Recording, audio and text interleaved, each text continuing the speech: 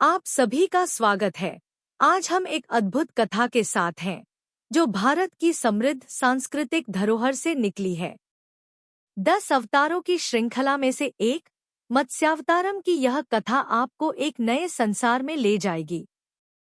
एक रहस्यमय और रोमांचक यात्रा के लिए तैयार हो जाइए।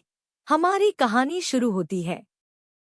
सामग्री: एल्बम विवरण 2, कहानी विवरण 2, विधा 2, आईडी टैग 2, कहानी नाम भरने के लिए 3, अंत 3। एल्बम विवरण: इस एल्बम में भगवान विष्णु द्वारा लिए गए विभिन्न अवतारों की कहानियां हैं, जो बुराई को नष्ट करने और लोगों की रक्षा करने के लिए गए थे। जब भी अच्छाई और बुराई के बीच असंतुलन होता है, भगवान विष्णु एक अवतार लेते हैं, ताकि गलत कामों को सही किया जा सके। उनके अवतार उनकी दुनिया के रक्षक के रूप में जिम्मेदारी का हिस्सा हैं, जैसे कि ब्रह्मा सृष्टि के रचयिता और भगवान शिव विनाशक हैं। कहानी विवरण: यह भगवान विष्णु का पहला अवतार मछली के रूप में है। मनुष्यों के साथ साथ पृथ्वी के अन्य जीवों को भी बड़े बाढ़ से बचाया गया था। उसने मानव को आने वाली बाढ़ के बारे में आगाह किया और वेदों, अनाज और जीवित प्राणियों को एक नाव में संरक्षित करने का आदेश दिया। विधा: भारतीय पौराणिक। आईडी टैग: मछली, सृष्टिकर्ता, सुपरहीरो, जानवर, साहसिक। मत्स्यावतार: सौम्या द्वारा। दादी, एक आवाज ने पुकारा। यह उसकी प्यारी पोती हियास्वी थी। हाँ, मेरी प्रिय, आपने मुझे दशावतार की कहानी सुनाने का वादा किया था। क्या आप भूल गईं? हियास्वी ने पूछा। बिल्कुल नहीं। क्या आप कहानी के लिए तैयार हैं? हाँ, लेकिन आपको मुझे बताना होगा कि दशावतार क्या है। यह इतना बड़ा शब्द है, हियास्वी ने कहा। प्रिय, दशावतार का अर्थ है 10 अवतार या रूप। भगवान विष्णु दुनिया के रक्षक हैं, और जब भी उन्हें पृथ्वी को बचाने की आवश्यकता होती है, तो वह मानव या जानवर का रूप लेते हैं। ऐसे रूपों में से पहला मत्स्यावतार कहलाता है। अब ध्यान से सुनो। प्राचीन काल में द्रविड़ देश के दक्षिणी भाग में एक राजा सत्यव्रत रहता था, जो एक धार्मिक और महान व्यक्ति था। वह भगवान विष्णु की पूजा करता था और हर दिन पवित्र नदी में स्नान करता था और सूर्य नमस्कार करता था। एक दिन वह सुबह जल्दी नदी पर गया और पवित्र स्नान किया। उसने सूर्य नारायण, सूर्य देव की पूजा की।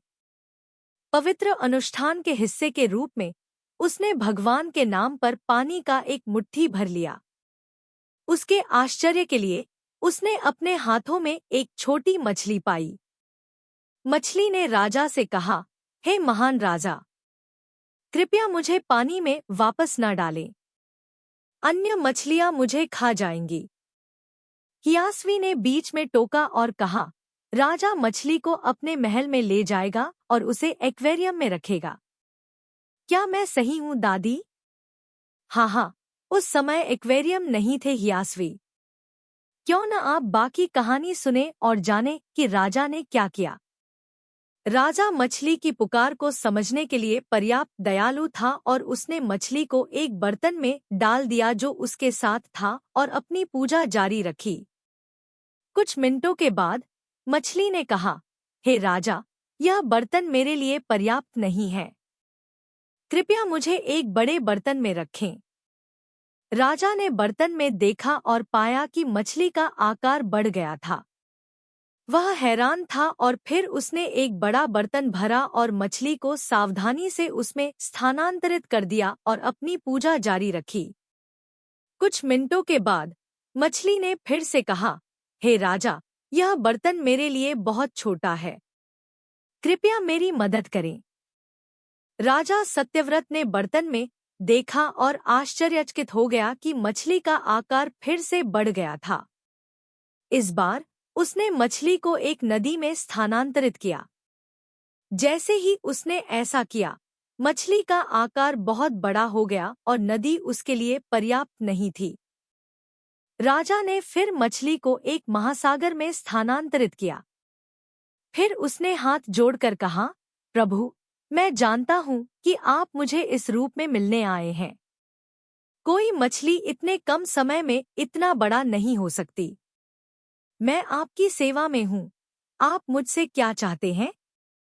मछली ने उत्तर दिया, 7 दिनों के बाद इस पृथ्वी पर एक प्रलय होगा और कोई भी मानव इसे जीवित नहीं बचेगा।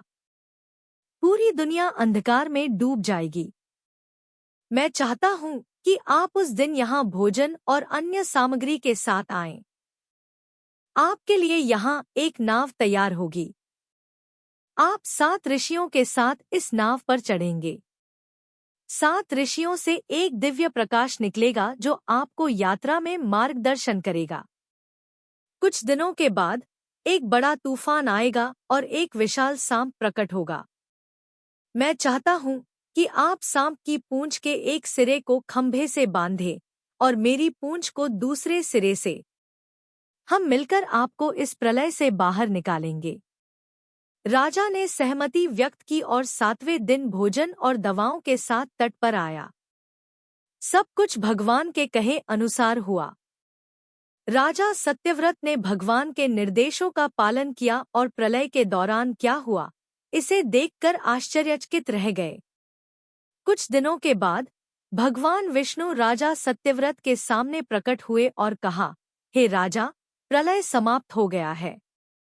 एक नई दुनिया बनाई जाएगी और आपको जीवन के सही तरीके की शिक्षा देने की जिम्मेदारी दी जाएगी। राजा सत्यव्रत ने भगवान विष्णु को प्रणाम किया, जिन्होंने राजा सत्यव्रत और 7 ऋषियों को जीवन के सही तरीके की शिक्षा दी। इस बीच जब भगवान ब्रह्मा, ब्रह्मांड के रचयिता, सो रहे थे, तो एक राक्षस सोमक ने वेदों को चुरा लिया और उन्हें समुद्र में फेंक दिया। दादी, वेद क्या है? हियास्वी ने पूछा। वेद का अर्थ है पवित्र पुस्तकें जो हमें इस दुनिया में जीने के तरीके के बारे में बहुत कुछ सिखाती हैं। भगवान विष्णु ने फिर से मछली का रूप लिया और वेदों को बचाया। उन्होंने सोमक से लड़ाई की और उसे मार डाला। उन्होंने वेदों को भगवान ब्रह्मा को सौंप दिया। इस तरह ब्रह्मा ने प्रलय के बाद दुनिया को फिर से बनाया। राजा सत्यव्रत ने भगवान विष्णु के निर्देशानुसार नई दुनिया पर न्यायपूर्वक शासन किया। क्या आपके पास और कोई प्रश्न है, हियास्वी? हियास्वी ने मुस्कुराते हुए कहा, नहीं, दादी। मुझे कहानी पसंद आई। तो फिर कल हम एक और कहानी सुनेंगे। अंत। इस कहानी से हमें सीखने को मिलता है कि सच्चाई और न्याय की हमेशा जीत होती है। आप इस तरह की और भी रोचक कहानियों को सुनने के लिए स्टोरी वेव्स ऐप को एप्पल या एंड्रॉयड ऐप स्टोर से डाउनलोड कर सकते हैं। एक स्टोरी वेव्स सब्सक्रिप्शन महीने में $1 से भी कम में आता है, जो आपके परिवार के लिए गुणवत्तापूर्ण कहानियां लाने का सबसे सस्ता तरीका है। सभी नए कहानियां स्टोरी वेव्स ऐप पर उपलब्ध हैं और सबसे रोमांचक सामग्री केवल ऐप पर ही मिलती है। आप हमारे YouTube चैनल को सब्सक्राइब करें और इंस्टाग्राम, टिकटॉक और स्पॉटिफाई पर स्टोरी वेव्स को फॉलो करें ताकि आप आगामी सामग्री के बारे में अपडेट रहें। धन्यवाद। आपका यह कहानी सुनने के लिए समय निकालने के लिए धन्यवाद।